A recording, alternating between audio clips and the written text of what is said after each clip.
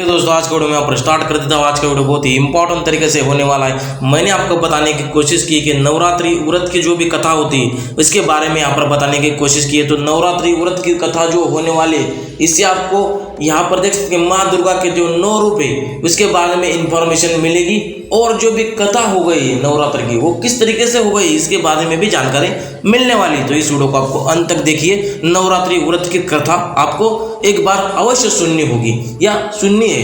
नवरात्रि व्रत की कथा में आपके लिए स्टार्ट कर देता हूँ। बहुत ही अच्छी तरीके से मैंने इसे डिजाइन किया है। तो इस वीडियो को आपको अंत तक देखिए। आज का वीडियो में यहाँ पर स्टार्ट कर देता हूँ। नवरात्रि व्रत कथा। नवरात्रि व्रत की कथा हिंदू धर्म में विशेष महत्व रखती है। यह पर्व भी माँ दुर्गा के 9 रूपों की आराधना का पर्व है जो बुराई पर अच्छाई की जीत का प्रतीक यहाँ पर मानी जाती है। यह पर्व साल में 2 बार मनाया जाता है, चैत्र और अश्विन मास में। कथा के अनुसार एक समय की बात है जब धरती पर अत्याचार और अन्याय बढ़ गया था। तब असुरों के राजा महिषासुर ने देवताओं को हराकर स्वर्ग पर अधिकार कर लिया था।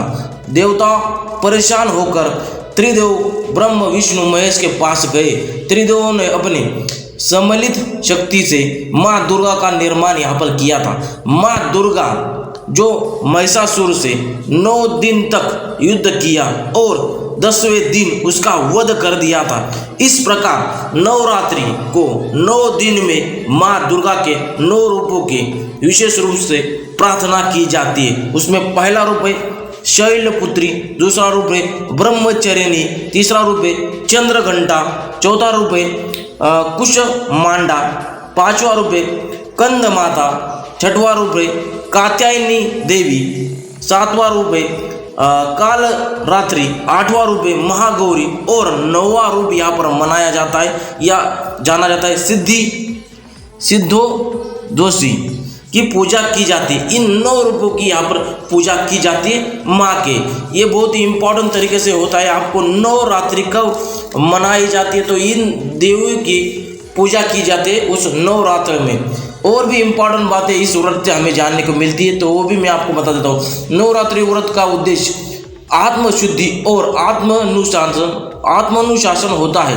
वो व्रत की या व्रती की इन 9 दिन में उपासना या उपवास रखते हैं और सात्विक भोजन करते हैं। यह व्रत मन, शरीर और आत्मा की शुद्धि का माध्यम माना जाता है। और व्रत के अंत में कन्याओं को भोजन कराकर व्रत का समापन किया जाता है जिसे कन्या पूजन कहा जाता है। माँ दुर्गा की कृपा से व्रत करने वाले भक्तों को सुख, शांति और समृद्धि की प्राप्ति हो जाती है। यानी कि जो भी तन मन धन से 9 दिन तक माँ का उपवास रखता है उसे शांति, सुख और समृद्धि यहाँ पर मिल जाती है। नवरात्रि व्रत की कथा में हम यह संदेश देते हैं कि जब भी संसार में अधर्म बढ़ता है तब माँ दुर्गा का अवतार होकर धर्म की पुनः स्थापना यहाँ पर हो जाती है और बुराई का हमेशा यहाँ पर नाश ही हो जाता है। यानी कि बुराई का नाश के लिए इस व्रत की कथा यहाँ पर आरंभ हुई थी या अंत भी हुआ था। यानी कि नवरात्रि व्रत का कथा हमें यह संदेश देता है कि जब संसार में अधर्म बढ़ता है तब माँ दुर्गा यहाँ पर अवतार लेती है और बुराई पर अच्छाई का यहाँ पर शुरुआत हो जाती है। माँ दुर्गा बुराई के अंत कर देती है और अच्छाई की शुरुआत यहाँ पर हो जाती है।